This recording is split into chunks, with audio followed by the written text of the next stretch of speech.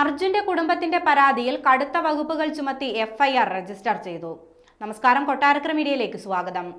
ശിരൂർ മണ്ണിടിച്ചിലിൽ മരിച്ച അർജുന്റെ കുടുംബത്തിന് നേരെയുള്ള സൈബർ ആക്രമണത്തിൽ ലോറി ഉടമ മനാഫിനെ പ്രതി ചേർത്ത് എഫ്ഐആർ രജിസ്റ്റർ ചെയ്തു.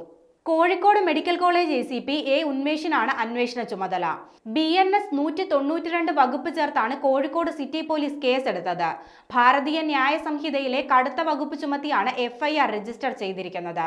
ജനങ്ങളെ ഭിന്നിപ്പിച്ച് കലാപമുണ്ടാക്കുന്നത് തടയുന്ന വകുപ്പിനൊപ്പം കേരള പോലീസ് ആക്ടിലെ 120 വകുപ്പും ചുമത്തിയിട്ടുണ്ട്. അർജുന്റെ സഹോദരി അഞ്ജുവാണ് കോഴിക്കോട് സിറ്റി പോലീസ് കമ്മീഷണർക്ക് പരാതി നൽകിയത്. കുടുംബത്തെ വേട്ടയാടുന്നു എന്ന പരാതിയിൽ വിശദമായ അന്വേഷണം നടത്താൻ സിറ്റി പോലീസ് കമ്മീഷണർ നിർദ്ദേശം നൽകിയിരുന്നു.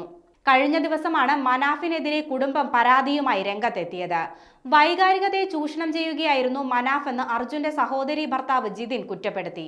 അതേസമയം അർജുന്റെ കുടുംബത്തിന്റെ ആരോപണം മനാഫ് തള്ളിക്കളയുകയാണ് ഉണ്ടായത്. അർജുന്റെ പേരിൽ താൻ ഒരു തരത്തിലുള്ള PR വർക്കോ പണപ്പിരിവോ നടത്തിയിട്ടില്ലെന്ന് മനാഫ് മാധ്യമങ്ങളോട് പറഞ്ഞു. മനാഫിനെതിരെ ആരോപണങ്ങൾ ഉന്നയിച്ചതിന് പിന്നാലെയാണ് അർജുന്റെ കുടുംബത്തിന് നേരെ സൈബർ ആക്രമണം ഉണ്ടായത്. മനാഫ് നടത്തിയ ചില പരാമർശങ്ങളുടെ പേരിലും സൈബർ ആക്രമണം നേരിടുന്നതായി അർജുന്റെ കുടുംബം പറഞ്ഞിരുന്നു.